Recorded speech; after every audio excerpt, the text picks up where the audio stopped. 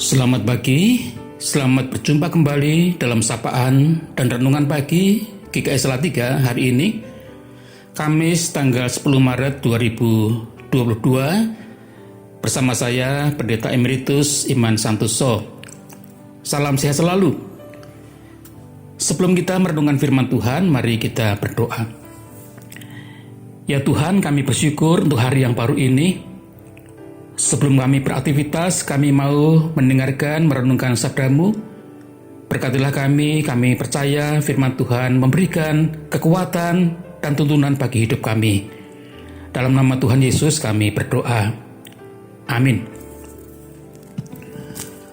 Saudara-saudara, jangan pernah meremehkan sebuah kebiasaan. Entah itu sebuah kebiasaan yang baik atau kebiasaan yang buruk. Sebuah kebiasaan dapat sangat menentukan kehidupan seseorang. Apakah hidup akan menjadi baik atau menjadi sebaliknya menjadi buruk? Apakah kebiasaan itu? Bagaimana sebuah kebiasaan itu terbentuk?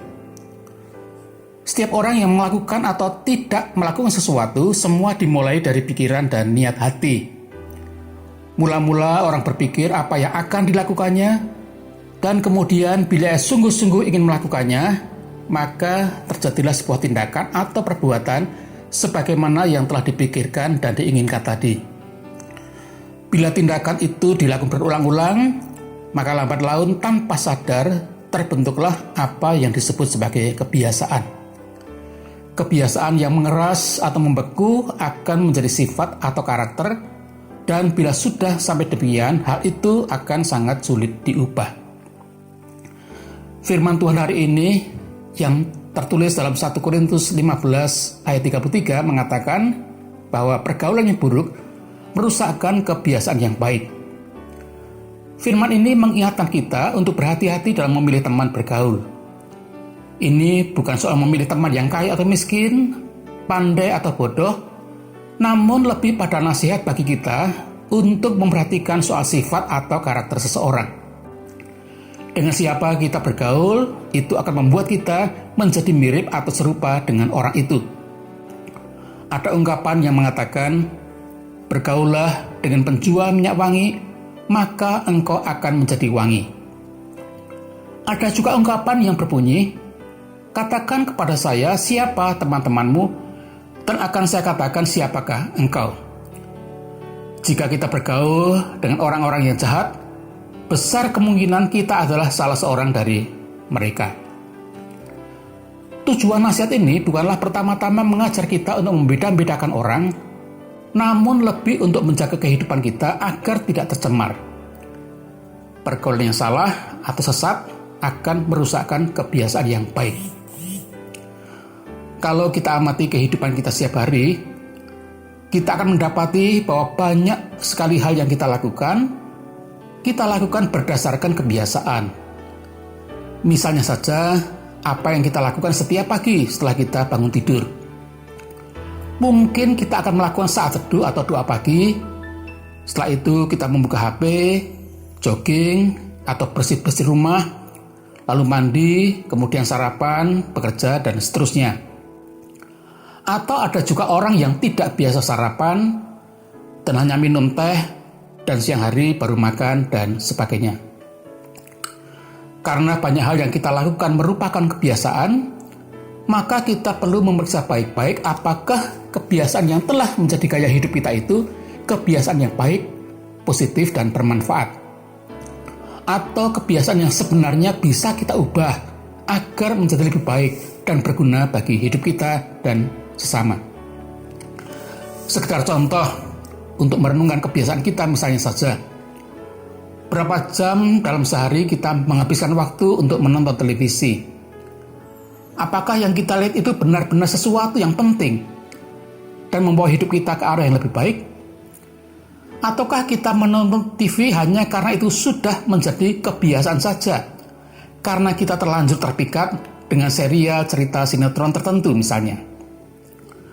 Mungkin kita akan berdalih, apakah hal itu salah? Bukankah orang perlu hiburan? Tentu, itu adalah hak setiap orang. Namun renunglah baik-baik. Jika kita tidak menonton sinetron itu, apakah ada hal yang kurang dalam hidup kita? Tidak adakah hal lain yang lebih berguna yang perlu kita biasakan, seperti misalnya membaca Alkitab atau membaca bacaan rohani yang menguatkan iman kita? Jika kita mau jujur dan terbuka, serta memiliki tekad yang kuat, kita akan bersedia mengubah kebiasaan kita, dan barangkali bukan hanya sebuah kebiasaan, namun banyak atau beberapa. Atau misalnya soal kebiasaan menunda pekerjaan. Kita tidak segera melakukan apa yang menjadi tugas kita, dan kita berpikir masih ada banyak waktu. Tugas itu tidak harus dikerjakan sekarang. Kita mungkin juga enggan melakukan tugas itu karena kita merasa tugas itu sulit dikerjakan, dan menunggu sampai kita kepepet dikejar waktu, dan baru saat itu kita mengerjakannya. Sebenarnya kita tahu bahwa cara hidup demikian itu kurang baik. Kita tertekan dan stres. Tapi mengapa begitu sulit untuk mengubah kebiasaan itu? Contoh lain, mungkin saudara termasuk orang yang konsumtif, yakni orang yang suka membelanjakan uang untuk hal-hal yang kurang perlu dan sebenarnya tidak sangat kita butuhkan. Betapa sulitnya menahan diri untuk tidak membeli sesuatu yang sebenarnya kita tahu jika kita tidak membelinya pun tidak apa-apa dan malahan kita dapat berhemat. Sekalipun barangkali suatu saat kita sadar bahwa yang kita lakukan itu kurang bijaksana, tetapi kita sangat sulit untuk mengubahnya. Mengapa? Itu sudah menjadi sebuah kebiasaan.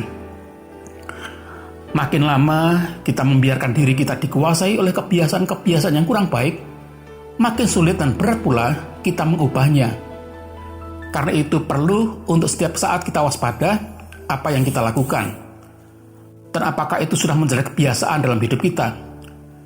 Dan jika ya, apakah hal itu merupakan kebiasaan yang baik yang mendatangkan manfaat bagi hidup kita? Bila tidak, marilah kita bertekad untuk mengubahnya. Marilah kita terus berjuang untuk mengubah kebiasaan yang kurang baik menjadi kebiasaan yang baik. Kiranya Tuhan menolong kita. Amin. Mari kita berdoa. Tuhan, berikanlah kepada kami kekuatan untuk mengubah kebiasaan yang kurang baik menjadi kebiasaan yang baik, yang bermanfaat dan berguna bagi kehidupan. Bimbinglah hidup kami sepanjang hari ini dalam segala tugas dan aktivitas kami. Di dalam nama Tuhan Yesus kami berdoa. Amin. Selamat beraktivitas, tetap sehat, Tuhan memberkati kita.